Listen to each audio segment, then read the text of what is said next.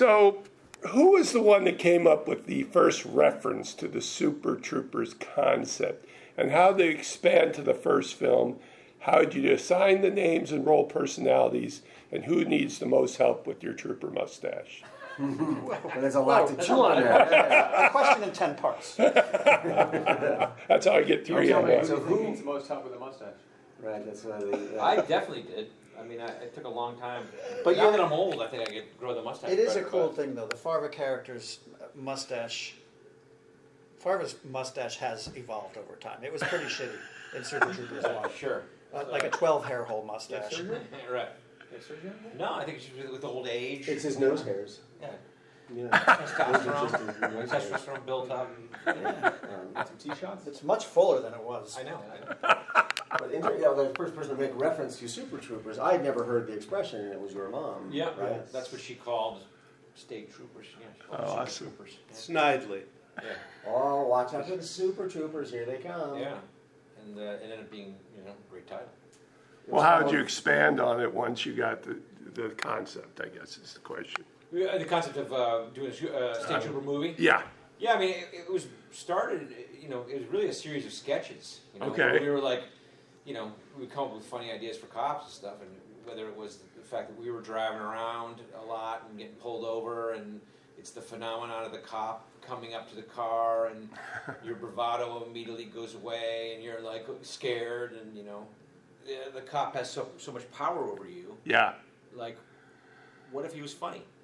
What if he could use that power to fuck around with you? And that was the genesis of it. And then you would come up with these ideas like, oh, well, what if you were driving down the road and a guy was fucking a bear? Like, you were a cop, what would you do?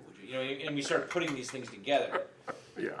And as one does. It just grew from there. Yeah, there were so many years of driving around, going to college together meant road trips, and then when we became a sketch comedy group, that meant going to perform at other colleges. Right. Really just came out of years and years and years of being on the road, riffing while you're in a car. Inevitably, it becomes a lot about, road things and what could. Interesting. And then once you start meeting cops, then they start telling you they're funny. You have more material. They tell you the pranks that they pulled, and we're going to put that in the movie. So what is the process of, like the current film, what's the process of developing the story outline, and what percentage of final product is improvised versus scripted? I thought you were going to ask 6 more questions. I was waiting. I was like, okay, I'm going to try to remember 1 and 2. It's you come up with the concept. In this case, it was Farva marrying Thorny's sister. Yeah.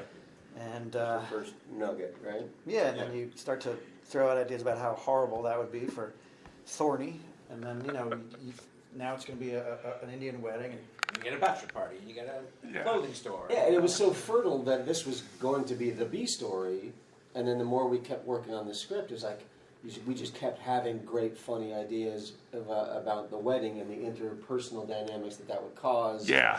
That it was like, fuck it, make that the A Yeah, plot. there was a point where we said, I guess we're just going to make a wedding movie. It was, and it was a weird realization. It was like, guys, are we making a wedding? Yeah. But it's a weird wedding. It's a weird groom and weird circumstances.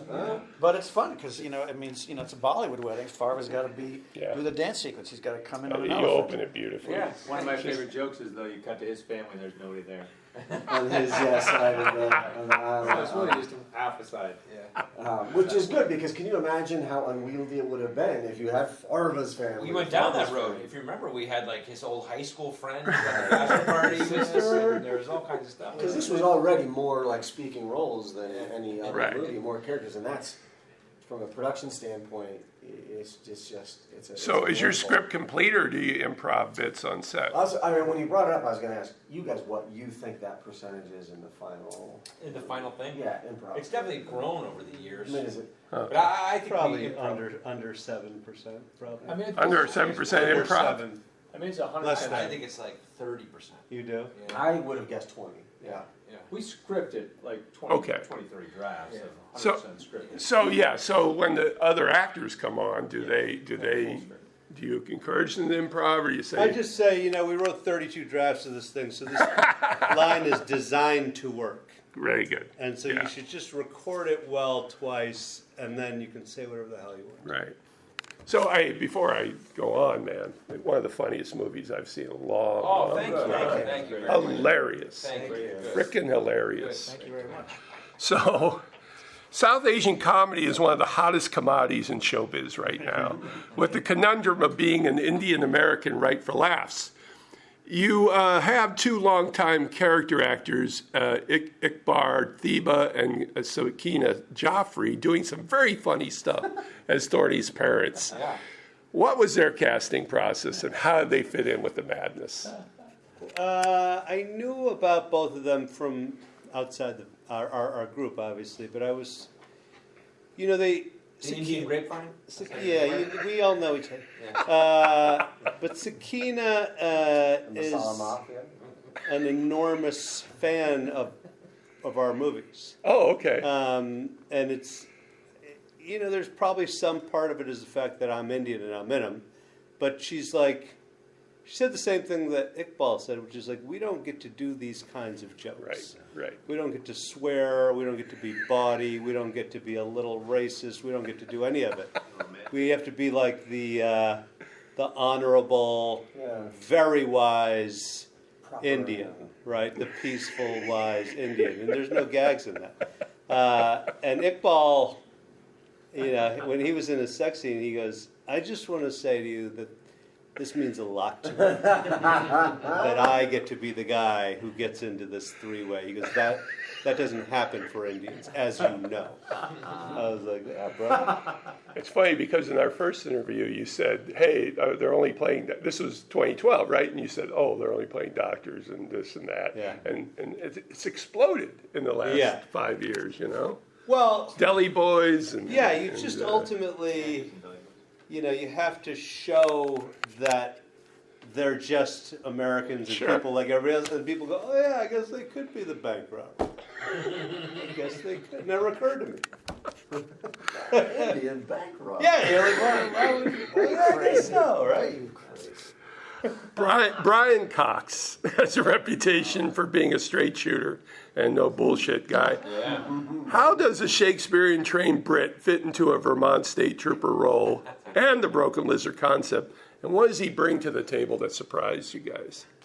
Well, I think the love of doing the comedy stuff. I mean, here's a guy, like you said, who's traditionally trained. He's more of a dramatic guy. Will he put up with our bullshit? Does he want to be involved in our bullshit? And it turns out he did, and he does, and he keeps coming back. And we talk about the funny thing is between 2 and 3, he made Succession, which is maybe the biggest thing he's done. You did get it work. And he still came back and did the movie with us, which I think is a testament to it. You just have to. He's kind of like a gremlin, like where you're like not supposed to feed them after a certain hour. Like he gets pretty cranky. Even when he was, in Super Troopers 1, there's just something about Coxie. When the sun goes down, it's time to send him back to the hotel. He doesn't. He gets a little crotchety. That's what you have to know when you work with him. You just have to know. And don't get him wet. That's like gremlins. That last scene was genius. In jokes about racism against the Indian culture, it seems anything goes. What lines do you know you're not allowed to cross? Or, as I said, does anything go? Well, Farva gives you a lot of leeway, right? Because he is a guy that you can blame it on the character. And having an Indian director gives you the rest of the leeway. That's correct. So anything goes. There was a number of times he's like, I can't say this. And I'm like, you have to say it. It's a fucking great line. And when they come for you, I will be standing there at the podium and saying, yeah, I wrote it. When we do the Indian movie tour. Yeah, I'll be like, I wrote it. Who wants to talk about it? I want to go back to the question I had in my multiple question first one. How did you assign personalities when you were first starting out? Because For these characters? Yeah, for these characters, because they're all distinctive. They have a place where they come in and create a certain atmosphere. We actually read, in the first read-through, I read Farva. Okay. And then we started to just rotate these characters around, and then I don't know. Did you read Farmer? I think we all. No, He read read it. I He think we read it. We made wrote it. it. We wrote it before we cast anything. Yeah. We just wrote it so that you can. Gotcha. Yeah. He read it. And then once you read it, we were like, I guess that's that. Yeah, I think I was supposed to go next after him, and I was like, it's useless. Like that was. Right. Yeah, Perfect. Yeah, he drilled it. Which was a good approach, which we try to do with our other movies, and Yeah. keeping guys from writing for themselves. So we got a bunch of drafts That makes going that sense. way. Yeah. That makes sense. But then you do assign the characters, and then you write a bunch more, and each guy infuses his own skill sets or Pretty good. inclinations into it. So I do think you get the best of both. Pretty worlds. good process. There's a little funny dynamic though, because when you make part 2 and part 3, now you know who those characters Yeah. are, you know who's playing them, and there are times where in the writing process where you're like, I don't think this is a Foster line. I think, no offense, I think this might be a Mac line. And, Very you know, You do switch lines like that. You hear it, then you say, that sounds more like Yeah. this sounds like more like you. So, Jay, since you're listed as director, what is your responsibility in that? Since at least nominally you are the director.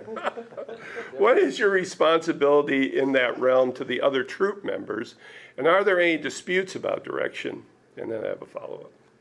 I think their big complaint is that I have my mind on the movie in a way that makes it hard for me to crack as many side dick jokes as they're making.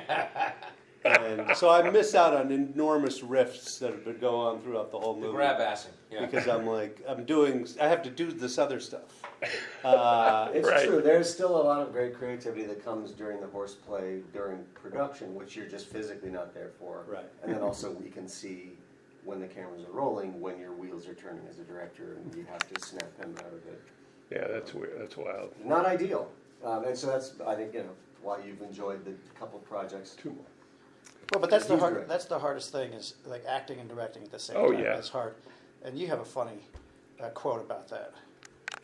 I think that acting and directing, it ruins two perfectly great jobs. There you go. But on the flip side, it was a great way to become like a star in the movies. Is you write it and then you cast yourself. Well, let's talk about the complexity of having a car roll over a side. Now, that's a pretty complex setup, right? Yeah. Well, having made the Dukes of Hazzard, I was like, Oh, right. anything we dream up is possible. Ah, Because I know the guys who can do it, and I know it can be done, and I know at the end of the day, it's just shot by shot.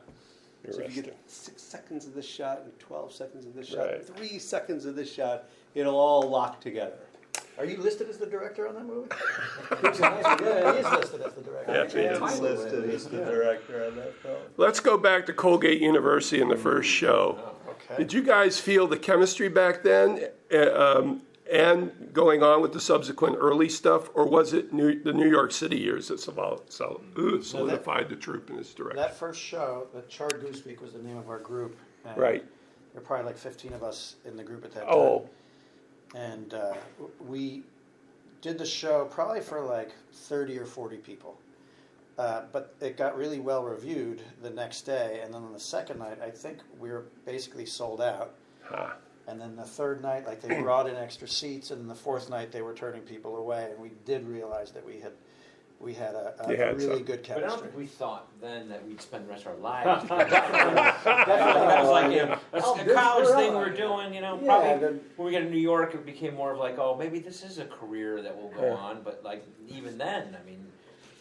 But as a guy who 50s. wasn't in the first show, and we've talked about this jokingly, as a guy who watched the first show, I was like, I fucking have to be in this. Huh. There's something going on here that Yeah. I have to be a part of. And that moment is on video because the show was being taped. wow. And I got up and I ran over to Jay, and you just see me like, Awesome. Final question. What is the greatest secret someone will reveal right now about a fellow troop member, the one that will cause the most tabloid headlines going forward? tabloid fodder. Somebody on the you want to use lotion in your hair. I don't use hair product. I just put lotion in. He found that out the other day. Blown away. Scandalous! Scandalous! I, Lotion? Hand lotion in your hair? you were born with an identical twin that you ate. You've been keeping that a secret. I didn't want anyone to find out today. Yeah. All right, gentlemen. This is Patrick McDonald for HollywoodChicago.com. Copyright 2026.